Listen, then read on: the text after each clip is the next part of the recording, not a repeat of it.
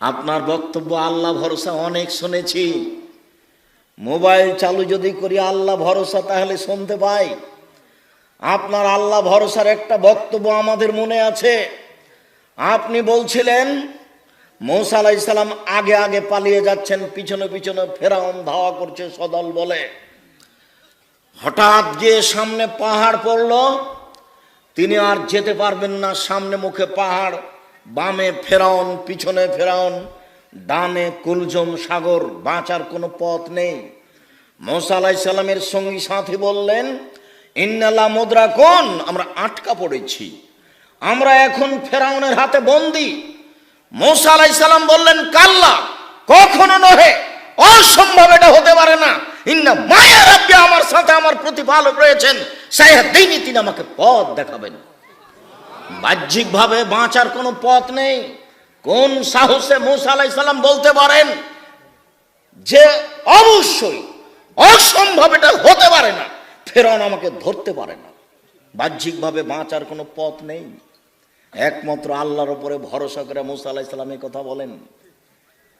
হাতের ডানে সাগর আছে, সামনে পাহাড় আছে, বামে পিছনে ফেরাউন আছে। সঙ্গী সাথে বলছেন, আমরা আটকা পড়েছি, আমরা ফেরাউনের হাতে ধরা পড়েছি। তখন মূসা আলাইহিস সালাম বলছেন, কাল্লা, কখনো নহে, অসম্ভব, এটা হতে পারে না। ইন্না মায়া রাব্বি, আমার সাথে আমার প্রতিপালক রয়েছেন, সায়াহদিনী, তিনি আমাকে পথ দেখাবেন। আব্দুর রাজ্জাক সাহেব, এরপরেও কি আমি আল্লাহ ভরসা বুঝলাম? আপনি যেটা বললেন সেটা আমার মনে আছে, কিন্তু আমি কি আল্লাহ ভরসা বুঝলাম? তাহলে আপনি সহজভাবে মনে করেন, বাসা বাড়ি থেকে যখন বের হবেন তখন বলবেন, বিসমিল্লাহ তাওয়াক্কালতু আলাল্লাহ, আল্লাহর নামে বের হচ্ছি, আল্লাহর নামে ভরসা করি, বিসমিল্লাহ তাওয়াক্কালতু আলাল্লাহ। তারপর আর একটু লাগিয়ে দেন, লা হাওলা ওয়ালা কুওয়াতা ইল্লা বিল্লাহ। বাহ্যিকভাবে আন্তরিকভাবে নড়াচড়া করার কোনো শক্তি নাই আল্লাহর শক্তি ছাড়া। এইবার আপনি মনে করেন যে আমি আল্লাহ ভরসা করেছি। বুঝাতে পারলাম না? এতেই আপনি মনে করবেন। এবার যখন কোনো কাজ করবেন, কে যখন বলবে যে এটা করে দিতে হবে, তখন আপনি বলবেন না যে করব, আপনি বলবেন করব ইনশাআল্লাহ। এই দুটা পথে আপনি ধরে নেন যে আমি এখন আল্লাহর উপরে ভরসা করে আছি। এটা হবে সহজ। কোনোদিন নিজে বলবেন না, ছেলে বলছে আব্বু আমার জন্য কলম আনবেন, বলবেন না যে আনবো। কিভাবে বলবেন? আনবো ইনশাআল্লাহ। তাহলে কাজটা আপনার উপরে থাকলো না, হোক আর না হোক।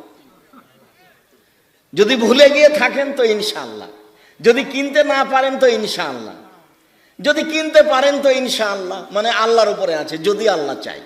আচ্ছা ঠিক আছে আব্বু, কিনবো ইনশাআল্লাহ, যদি আল্লাহ চাই। তাহলে আপনার আল্লাহ ভরসা বহাল থাকলো।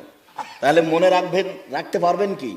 বাড়ি থেকে বের হওয়ার সময় বলতে হবে, বিসমিল্লাহ তাওয়াক্কালতু আলাল্লাহ, লা হাওলা ওয়ালা কুওয়াতা ইল্লা বিল্লাহ। আর কাজ যখন করবেন, কথা যখন বলবেন, তাতে লাগিয়ে দিতে হবে কি? ইনশাআল্লাহ। তাহলে আল্লাহ ভরসা বোঝা যাবে। আবু দারদা রাদিয়াল্লাহু তাআলা আনহু বলেন, রাসূল সাল্লাল্লাহু আলাইহি ওয়াসাল্লাম বলেছেন, বিচারের মাঠে মোমেন পুরুষ নারীর নেকির পাল্লায় সবচেয়ে ভারী নেকি হলো সদাচরণ, ভালো আচরণ।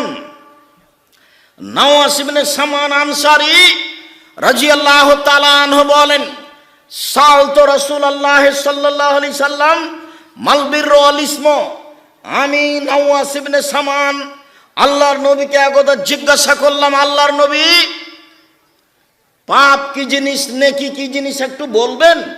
আমি জানতে চাই পাপ কাকে বলে, নেকি কাকে বলে। তখন আল্লাহ রাসূল উত্তরে বললেন, আল বিররু হুসনুল খুলুক, নেকি হচ্ছে ভালো আচরণ। তিনি বললেন না নেকি হচ্ছে তাহাজ্জুদ, তিনি বললেন না নেকি হচ্ছে কোরআন তেলাওয়াত, তিনি বললেন না নেকি হলো হজ, তিনি বললেন না নেকি হলো সুবহানাল্লাহ বলা। তিনি জিজ্ঞাসার উত্তরে বললেন নেকি হলো ভালো আচরণ। মনে থাকবে না মনে হয়? জিজ্ঞাসাটা কি ছিল? নেকি কি জিনিস? কোনো সময় বউ স্ত্রীকে গালি দিবেন না, যখন তখন, এ তো গ্রামে বাড়ি, একটু 19-20 হলে স্ত্রীকে গালি দিবেন না। স্ত্রী খুব দামি সম্পদ, মহিলারা খুব দামি সম্পদ, কথায় কথায় তালাক দিয়েন না। আর ভুলেও কোনোদিন বইয়ের নামে অ্যাকাউন্ট খুলে বিদেশে যাবেন না। বাপের সাথে গন্ডগোল হয়েছে, হোক, অ্যাকাউন্ট বাপের নামেই খুলতে হবে। স্ত্রীর নামে যদি অ্যাকাউন্ট খুলে বাইরে যান, স্ত্রী আপনার যতই ভালোবাসার বস্তু হোক না কেন, কয়দিন পরে সবটি টাকা নিয়ে চলে যাবে। যত জিজ্ঞাসা আছে আমার কাছে, তার শতকরা 30% জিজ্ঞাসা এটা আছে। এ কাজ ভুলেও করবেন না। সদাচরণ পাওয়ার সবচেয়ে পৃথিবীতে বড় হকদার বাপ মা। বাপ মায়ের সাথে ঝগড়াঝাঁটি ঝামেলা আছে, এ কথাই ঠিক। এরপরেও বাপ মা আমার ভালো আচরণ সবচেয়ে বেশি পাবে, এ কথাও ঠিক। কোনোদিন বাপ মায়ের মুখের উপরে রাগ করে কিছু বলে কিছু সফলতা আনার চেষ্টা করিয়েন না। বইয়ের যখন টাকা পয়সা সব কিছু নেওয়া হয়ে যাবে, তখন আপনাকে ছেড়ে চলে যাবে, তবে আপনার বাপ আপনাকে ছেড়ে যাবে না। ছেড়ে যাওয়ার পথ তার কাছে নেই, ছেড়ে যাওয়ার পথ তার কাছে নেই।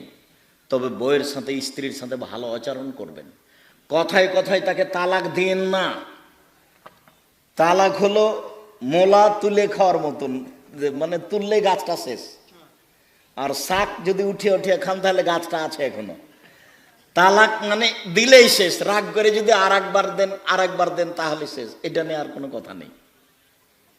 কাজেই যেটাই হোক, হইচই যাই হোক, তালাক দিবেন না, সদাচরণ করেন। রাসূল সাল্লাল্লাহু আলাইহি সাল্লাম বলেন, ইন্নাদ দুনিয়া কুল্লুহা মাতা ওয়া খায়রু মাতাই দুনিয়াল মারাতুস সালেহা। পৃথিবী গোটাটাই সম্পদ। পৃথিবীতে যা কিছু আছে সবই সম্পদ। সবচেয়ে উত্তম সম্পদ হচ্ছে ভালো স্ত্রী। এই কথা মুহাম্মদ সাল্লাল্লাহু আলাইহি সাল্লাম বলেন, হাদিস বুখারী মুসলিম। কাজেই স্ত্রী এই পরিবারে শান্তি দেওয়ার বস্তু। এই পরিবারে প্রত্যেকটা জিনিস ভালো করে ঠিকঠাক করে সাজিয়ে রাখার বস্তু। ওই পারে সব কিছু ঠিক করে সাজিয়ে রাখতে। ওর অত অভিমান নিয়ে বিবেচনা করবেন না, ওকে ভালোবাসার চেষ্টা করবেন। মহান আল্লাহ বলেন, আমিন আয়াতিহান খালাকালাকুম মিন আজওয়াজিকুম লিতাসকুনু ইলাইহা। আল্লাহর একটা বড় নিদর্শন যে আমি তোমাদের মধ্য থেকে তোমাদের স্ত্রীদেরকে সৃষ্টি করেছি, যাতে করে তোমরা সেখানে শান্তি তৃপ্তি পাও। শান্তি তৃপ্তির বস্তু হচ্ছে স্ত্রী। মারলে শান্তি তৃপ্তি থাকে না, গালি দিলে শান্তি তৃপ্তি থাকে না, ঝগড়াঝাঁটি করলে শান্তি তৃপ্তি থাকে না। ধৈর্যের পরিচয় দিয়ে চলতে হয়। আপনাকে একটা দৃষ্টান্ত দেখায় আমি। আল্লাহ রাসূল এক স্ত্রীর কাছে ছিলেন, আয়েশার কাছেই ছিলেন। অন্য এক স্ত্রী একটু তরকারি দিয়ে পাঠালছে বাটিতে করে। তো বাটিতে দেওয়াটা আয়েশা রাদিয়াল্লাহু তাআলা না সহ্য করেননি। ওই কাজের মেয়ের হাতে বাড়ি দিয়ে বাটিটা ফেলে ভেঙে দিয়েছে, তরকারিও পড়ে গেছে। তা আল্লাহ রাসূল আয়েশাকে মুখ দিয়ে কিছু বললেন এটা বোঝা গেল না। আয়েশা বাটিটাকে তিনি উঠিয়ে জোড়া লাগালেন, জোড়া লাগিয়ে বাটি রেখে দিলেন। আর একটা আয়েশা রাদিয়াল্লাহু তাআলা নতুন বাটি একটু কিছু তরকারি দিয়ে পাল্টা ফিরিয়ে দিলেন, তিনি তাকে কিছু বললেন না। আপনি তো হলেন, এই তো দাঁত ভেঙে দেবো। কি মনে হচ্ছে? মুখখানটা বন্ধ রাখবেন। স্ত্রীর সাথে খারাপ আচরণ করিয়েন না, সংসার সুন্দর হবে না। সম্মানিত দ্বীনী ভাই বোন, রাসূল সাল্লাল্লাহু আলাইহি ওয়াসাল্লাম বলেন, আয়েশা রাদিয়াল্লাহু তাআলা আনহা বলেন, আল্লাহর নবী বলেছেন, ইন্নামাল মুমিন লা ইউদরিকু বেহুসনে খুলুকিহি দারাজাতা সায়েমুল কায়েম। মানুষ তাহাজ্জুদ পড়ে যত নেকি পায়, মানুষ দিনে নফল রোজা সিয়াম পালন করে যত নেকি পায়, মানুষ ভালো আচরণে তত নেকি পায়। মানুষ তাহাজ্জুদ পড়ে যত নেকি পায়, মানুষ নফল সিয়াম রোজা থেকে যত নেকি পায়, মানুষ মানুষের সাথে ভালো আচরণ করে তত নেকি পায়। হাদিস বুখারী মুসলিম এ কথা মুহাম্মদ সাল্লাল্লাহু আলাইহি সাল্লাম বলেন। আব্দুল্লাহ ইবনে আমর রাদিয়াল্লাহু তাআলা আনহু বলেন, আরবাউন, চারটে জিনিস, এজা কুন্না ফিকা ফালা আলাইকা মা ফাতাকা বিনাদ দুনিয়া। চারটে জিনিস আছে যখন তোমার ভিতর, চারটে জিনিস আছে যখন সব কিছুই আছে তোমার, চারটে জিনিস নেই যার কোনো কিছু নেই তার, চারটে জিনিস নেই যার কোনো কিছু নেই তার, চারটে জিনিস আছে যার সব কিছু আছে তার। এক, হুসন খালিকাতিন, ভালো আচরণ। চারটে জিনিসের একটা কি? ভালো আচরণ। আব্দুর রাজ্জাক সাহেব বাকি তিনটা বলে রাখেন। দুই, হিফজ আমানাতিন, আমানতের রক্ষা। আপনি মেম্বার, 10-এর পয়সা আপনার কাছে এসেছে, খুব সাবধান। আপনি গ্রাম্য সর্দার, টাকা পয়সা আপনার কাছে আছে, মসজিদের টাকা আছে, খুব সাবধান। হিফজ আমানাতিন, আমানতের রক্ষা। আপনি প্রিন্সিপাল, ছেলেদের সরকারের টাকা আপনার কাছে আছে, খবরদার ওই টাকা দিয়ে বড় মাছ কিনে দেখাবেন না আমি ধনী।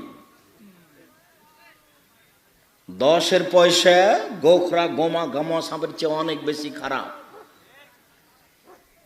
একটা মানুষ জেনা করেছে, ক্ষমা সহজ। চুরি করেছে, ক্ষমা সহজ। একবার রাতে কান্নাকাটি করে বলল, আল্লাহ আমি পাপ করেছি, তুমি আমাকে ক্ষমা করো। আমার বয়স 80 বছরে একদিনও নামাজ পড়িনি, সালাত আদায় করিনি, আজ বলছি আমার ভুল হয়েছে, তুমি আমাকে ক্ষমা করো, আস্তাগফিরুল্লাহ ওয়া আতুবু ইলাইহি। আশা করছে নিষ্পাপ হয়ে দুনিয়া থেকে চলে যাবে ইনশাআল্লাহ।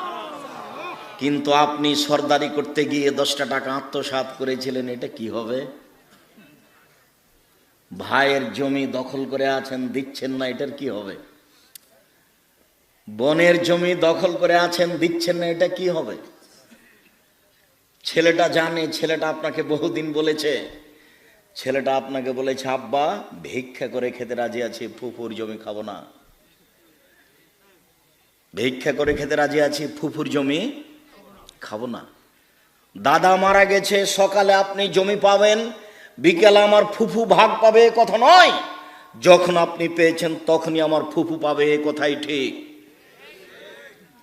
10-এর পয়সা নষ্ট করে, মানুষের হক নষ্ট করে, বোনের হক নষ্ট করে, ছেলেদের হক নষ্ট করে জান্নাত কেনার চেষ্টা করেন না, জাহান্নামের সিদ্ধান্ত আগেই হয়ে আছে। হক নষ্ট পাপ, বদনামের পাপ, খুব বড় মহাপাপ। গোখরা সাপ দংশন করলে আপনি একাই মারা যাবেন। ওসর জাকাত ফেতরা না দিলে গোটা পরিবার মারা যাবে। 10-এর পয়সা ভক্ষণ করলে গোটা পরিবার মারা যাবে। বনের জমি না দিলে গোটা পরিবার মারা যাবে, কেউ রক্ষা পাবে না। আল্লাহর নবী বলেন, কুল্লু লাহমিন নাবাতা মিনাস সাওতে কানাতিন নার আওলা বিহি। যেই ছেলে মেয়ে আহাল পরিবার হারাম উপায়ে বাড়ে, এদের জন্য জাহান্নাম যথেষ্ট। এ কথা মুহাম্মদ সাল্লাল্লাহু আলাইহি সাল্লাম বলেন। তিনি বলেন, লায়াদ খোলুল জাসাদা গজিয়া বিল হারাম, লায়াদ খোলুল জাসাদল জান্নাত গজিয়া বিল হারাম। ওই শরীর জান্নাতে যাবে না যেই শরীর হারাম উপায়ে বাড়ে।